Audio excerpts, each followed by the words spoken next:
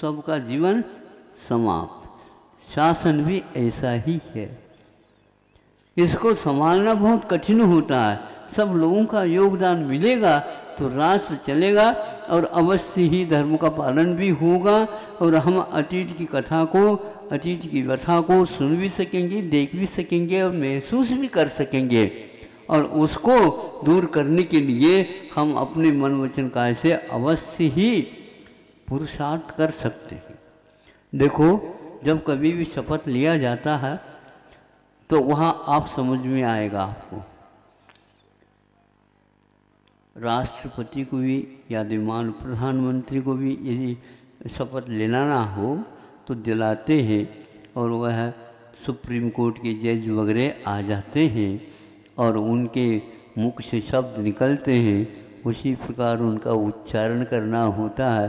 तो सर्वप्रथम क्या ऊसई नहीं, मन से बोलो, मन से मैं इस प्रकार कार्य करूँगा अथवा इस प्रकार कार्य नहीं करूँगा, वचन से भी नहीं करूँगा, तन से भी काय से भी नहीं करूँगा। इस प्रकार 3 बार बोला जाता है। हमारे यहाँ भी ऐसा ही मन शुद्धि है, वचन शुद्धि है और काय शुद्धि है। यदि मान लो आहार देने वाला मन शुद्धि नहीं बोलता है तो हम नहीं लेंगे, भले ही कुबेर भी क्यों ना आ जाए। कुबेर समझते हो? और तो समझ गए हो गया। कुबेर जो वो पात्र चयन किया वो नहीं, कौन है? वित्त मंत्री को। हाँ, तो याद निकाल लेना। इसी प्रकार हमारा ये कहना कि एक ही बार में आप समझ जाते हो तो मन से ही करना चाहिए। ऐसा नहीं अब कर रहे हैं तो करो, ऐसा नहीं। पूर्वजों ने मन से किया, वचन से किया, तन से किया, करवाया, अनुमति दी, रात दिन एक किया।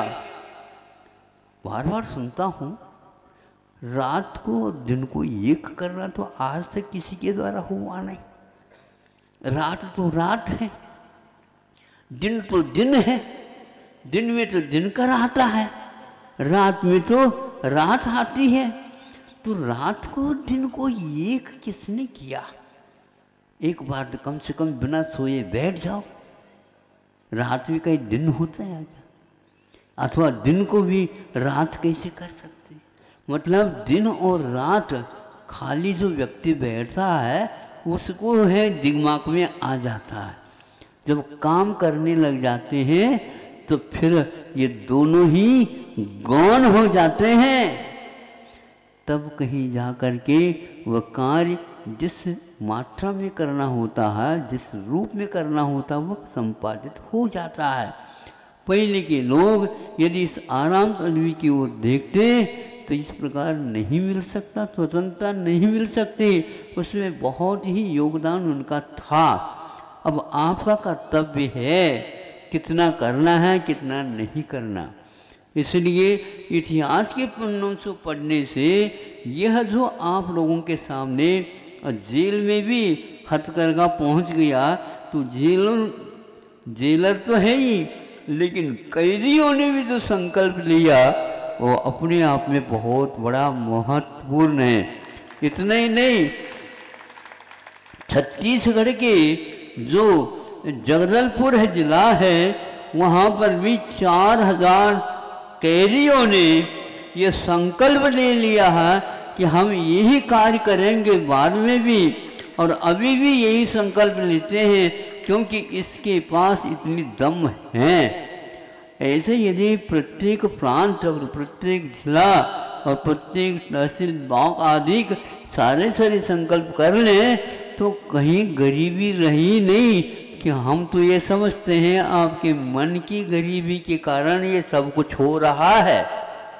हम मन की गरीबी पहले छुड़वाना चाहते हैं, हम गरीब हैं ही नहीं। यह भारत तो भारत था, अभी भी है। इंडिया किसने कह दिया होगा हम इसको नहीं जानते, क्योंकि नाम कभी भी बदलते नहीं। मलैया तो मलैया रहेंगे या और दूसरे थोड़ी कहा जाएगा। दूसरा कोई कह भी ले तो नहीं, आपके पिताजी ने नाम रखा तो वही नाम रहेगा, बदलने का आपको कोई अधिकार नहीं, ये पक्का है। इसी प्रकार भारत का नाम इंडिया तो था ही नहीं, फिर भी लोगों ने, किसने इसका समर्थन किया पता नहीं, उनको बुरा न लगे, लेकिन कार्य तो ये अच्छा नहीं हुआ। आप लोग उसको अच्छे ढंग से अपने डॉक्यूमेंट देख करके मतलब इतिहास पढ़ करके पुनः ला सकते हो, यदि आपके पास भाव हो तो। आपके नाम को कोई बदल दे अथवा आपके नाम से दूसरा कोई काम करने लग जाए तो आप सहन करोगे? भारतवासियों हैं, सोच करके कहो। हमें नहीं भी कहो तो कम से कम अपने दिल को तो पूछताछ कर लो। ये बहुत बड़ा ये है, ये इसमें अपना दिमाग, अपनी प्रतिभा का उपयोग करो। इससे बहुत सारी हानि हो गई और आगे और होती जाएंगी। इसलिए जो था नाम उसी से, और जो काम था वही काम से ही गरीबी हटेगी, नहीं तो नहीं हट सकती। और इसलिए उन सारे आदिवासी वालों ने भी जो गरीबी में भी ये संकल्प ले रहे हैं और आप भी ले रहे हैं। मात्रा कितनी है ये मुझे मालूम नहीं, मात्रा नहीं, वह मात्रा एक भले ही एक आदमी भी क्यों ना हो, लेकिन ये एक प्रकार से खलबली मचाएगी। क्योंकि पहले ये सोचते थे ये जो हम लोगों के कार्य योग्य कार्य नहीं है। आपको अपनी बात बताना चाहता हूं, मछलियों का उत्पादन करना, आप सुन रहे हैं? मछलियों का उत्पादन करना कैसे उत्पादन किया जाता है? कृषि नहीं, बड़े बड़े तालाब बनाओ और तालाब में उस प्रकार के बीज डालो, उसके द्वारा मछलियों की उत्पत्ति होगी और उसको हम बेचेंगे। ये उत्पादन को भारत ने कृषि क्यों कहा, ये चिंतनीय विषय है। सुन रहे हो? कृषि तो उसका नाम है जिसमें बीज बोया जाता है और फसल खड़ी हो जाती है। किसान मेहनत करता है, 4-5 महीने में वह फसल आती है, इसका नाम कृषि है। किंतु अंडों का उत्पादन, मछलियों का उत्पादन और भी कई चीज़ें, इसको भी उन्होंने कृषि का रूप दे दिया। कई पढ़े लिखे व्यक्ति और अच्छे आर्य माने जाने वाले, उच्च गोत्र वाले, ब्राह्मण वाले भी इस कार्य को करने में रुचि लेने लगे और उसका परिणाम ये निकला। और सबसे ज़्यादा वो काम आ गया हो, मात्रा घटती हुई चली गई। तो आज समाज अब कृषि के बिना कोई कार्य नहीं करेगा, दूसरा कोई हस्तशिल्प रहा नहीं। तो पढ़े लिखे जितने भी बच्चे थे वो हमारे पास आते, महाराज आशीर्वाद दे दो, हमारी नौकरी लग जा। नौकरी नहीं मिल रही है, हम पूरी पढ़ाई पूर्ण कर ली है, लेकिन कोई भी व्यक्ति कोई कंपनी में मुझे बुलाया नहीं जाता। योग्यता के बिना काम हो नहीं सकता। तो इसलिए हम बेरोजगार बैठ गए हैं। 4-5 मिल जाएं तो हम कुछ भी कार्य करने के लिए तैयार हैं। वह शिक्षा किसी काम की नहीं जिसके द्वारा जीवनोपयोगी हो। जीवनोपयोगी यदि शिक्षा नहीं मिलती है तो आप कितने भी कर लो, पैसा खर्च कर लो, कुछ कम होने वाला नहीं। ये हथकरघा एक ऐसा स्थान है जो सबके पास, पढ़े लिखे हो, अपढ़ हो, छोटा हो, बड़ा हो, कोई भी हो। अभी दक्षिण से एक लड़का आया था, वह ज़्यादा 12वीं पास हो गया होगा, और वह ये जो हथकरघा चल रहे हैं, केंद्र खुले हैं, वहाँ पर रसोई बनाने के लिए आया था। आप सुन रहे हैं? ऊँग रहे हैं? आओ। सुनो, हमें तालियां नहीं बजाना, उंगला नहीं बस नहीं। तो क्या हुआ, कहा ना बीच में, आप तो ताली बजाते रहो, तो फिर हम प्रवचन कैसे करेंगे? बजाते रहोगे तो हम प्रवचन करेंगे कैसे? एक आध बार ठीक है, नहीं भी हो तो चल जाएगा। अब देखो वो लड़का रसोई बनाते बनाते, उनको खिलाते खिलाते समय मिलता तो उसमें उस हथकरघे को चलाते हुए को दिखता, वो निकट बैठ करके देख। उसके मुख से सुनना हमने कि उसको कम से कम भी 10-12 हज़ार रुपये वेतन मिलने लगा।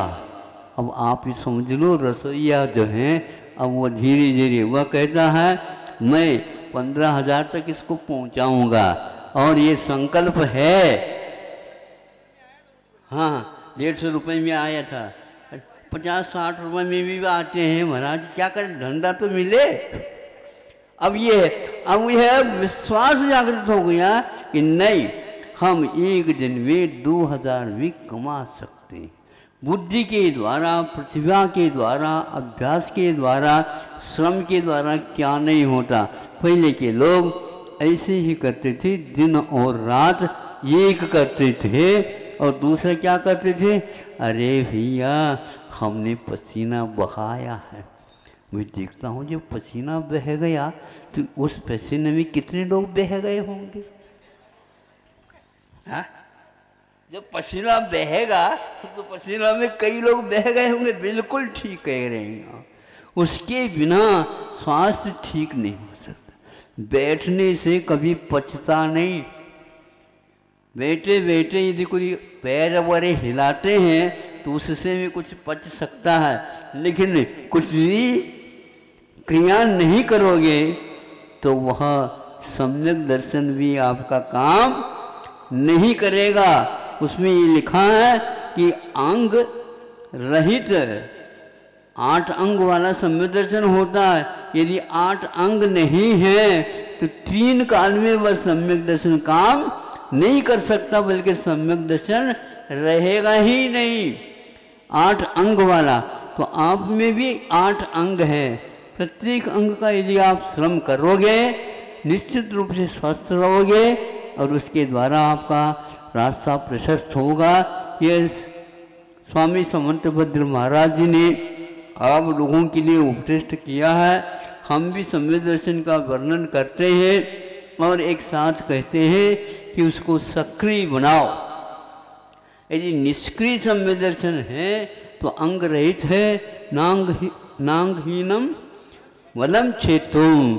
अंग रहित जो सम्यक दर्शन है संसार के विच्छेद करने में समर्थ नहीं है।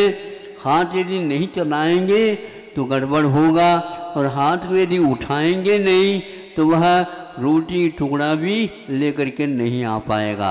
पुरुषार्थ हमेशा हमेशा करते रहो, श्रम अवश्य करते रहो। तो जेल में जो रहने वाले कैदी हैं उन सब ने ये संकल्प लिया कि हम श्रम अवश्य करेंगे, क्योंकि यहाँ पर बैठ कर के रहेंगे तो ये काम चलने वाला नहीं। और इसमें एक उपाधि भी दी जाती है उन लोगों को, यह सश्रम कैदी है, यह निश्रम कैदी है। इन्होंने ऐसा काम किया है, इसको श्रम कराना पड़ेगा। तो आज उनको ये समझाया जा रहा है, यहाँ से यदि पूर्णता हो गई, आपकी छुट्टी हो जाएगी, तो वहाँ पर क्या करोगे, तो मैं कुछ भी नहीं कर सकेंगे।